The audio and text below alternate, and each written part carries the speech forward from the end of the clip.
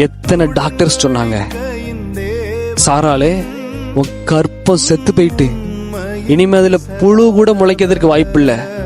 ஆபிரகாமே நீ வயசாயிட்டையா, உன்னுடைய பலன் நற்று போயிட்டு, உன்கிட்ட சத்து இல்ல, சத்துவம் இல்ல, உன்னால நீ பிள்ளை பிறக்க முடியாது.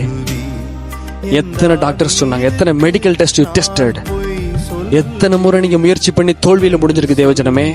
ஆனா ஆண்டவர் உங்களை கடாச்சி தரல போவது உண்மை. உங்களுக்கு தேவனோட புத்திர பாக்கியத்தை தரப்போவது உண்மை. ஆனால் அந்த மகிமைய நீங்க யாருக்கு தர போறீங்க? இந்த டாக்டரால எனக்கு கிடைச்சு, இந்த வழியை ஆண்டவர் உங்களுக்கு வாய்க்க பண்ணார்ல, இது தேவனால வந்த வழிதானே. எத்தனை முறை முயற்சி பண்ணி தோல்வி அடைஞ்சு தேவனேன்ட்டு அவர்கிட்ட போய் சரணடைஞ்ச பிறகு கிடைச்ச வாய்ப்பு தானே இது, அது கிடைச்ச வெற்றி தானே இது.